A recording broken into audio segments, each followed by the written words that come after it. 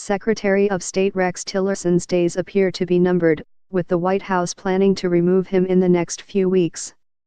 That news, first reported by the New York Times, isn't hugely surprising, given that it was rumored to be the case ever since it was reported that Tillerson had called President Trump a moron. What's more significant, here are the dominoes that would reportedly fall once Tillerson is out, specifically, CIA Director Mike Pompeo taking over for Tillerson at the State Department, and Sen. Tom Cotton, RRC, replacing Pompeo at the CIA. In one fell swoop, Trump would be removing one of three people who Sen. Bob Corker, R10, said is helping separate our country from chaos and promoting two men who would move the Trump administration conspicuously in the direction of Trump allies and yes men. Pompeo's elevation, in particular, would come at the expense of UN Ambassador Nikki Haley, another rumored pick to lead the State Department. Haley has often broken with the administration or, at the very least, gotten ahead of its messaging. At one point, Trump seemed to only half-jokingly say that Haley could easily be replaced. It's not difficult to see that approach having harmed her, given Trump's reportedly unpleasant experience with Tillerson as his top diplomat. Pompeo is decidedly on the other end of the spectrum.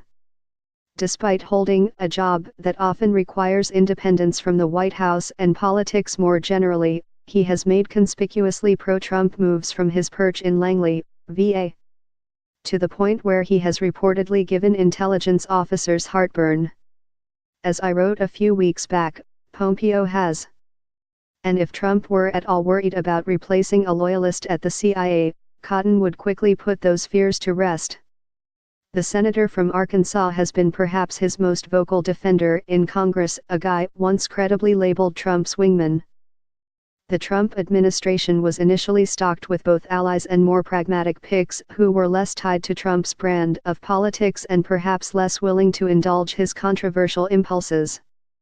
More recently, the selection of John Kelly as chief of staff was thought to be a move away from yes men and toward people who might keep Trump, for lack of a better phrase, in line. That clearly hasn't happened, and these picks seem to move the needle more toward Trump diehards. But in a lot of ways, this was bound to happen. As his presidency has progressed, Trump has clearly clashed with establishment-friendly officials who have inhabited his inner circles. He seemed to almost torture former Chief of Staff Reince Priebus and Press Secretary Sean Spicer before their departures after just 6 months. He reportedly frustrated Tillerson so much that the Secretary of State called him a moron in front of other people. National Security Advisor H.R. McMaster has reportedly been exasperated.